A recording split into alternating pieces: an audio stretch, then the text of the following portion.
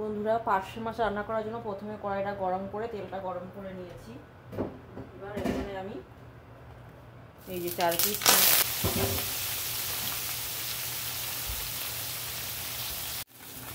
দেখো বন্ধুরা, মাছটা একটা পিঠ হয়ে গেছিলো, একটা পিঠ আমি উল্টে দিয়েছি এভাবে।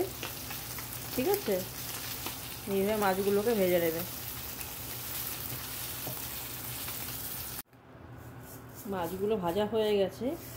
এবার আমি এখানে সামান্য পরিমাণ কালো জিরা দিয়ে দিলাম।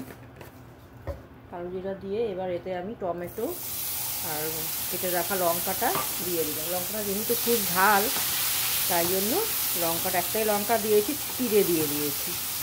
ঠিক আছে, আর আমি এখানে গুঁড়ো মশলার একটা মিক্স বানিয়েছি। দেখো বন্ধুরা, এই যে নুন, হলুদ, লঙ্কার গুঁড়ো আর চিনি, লবণ, হ্যাঁ সরি নুন তো বললাম। এবার এটা ভালো করে একটু কষিয়ে নিয়ে এই মশলাটা আমি এটার মধ্যে দিয়ে দেবো।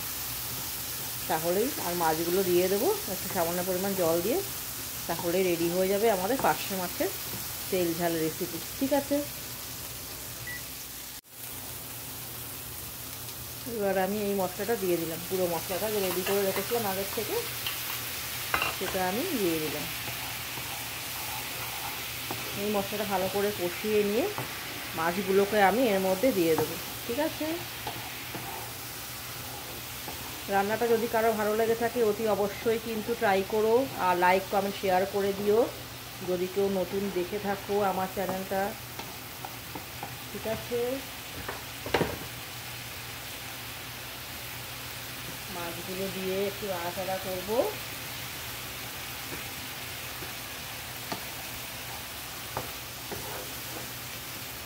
দেখো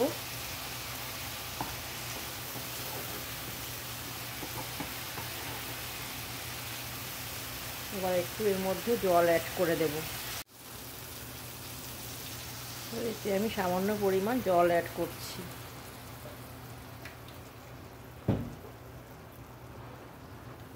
জলটা জাস্ট একটু টানবে, তারপর আমি এর উপর দিয়ে একটু ধনেপাতা দিয়ে দেবো।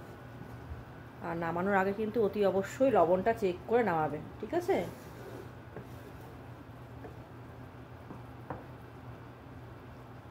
এটা একটু ভালো করে ফুটুক, তারপর আমি এর উপর দিয়ে ধনেপাতাটা দিয়ে দেবো। ঠিক আছে,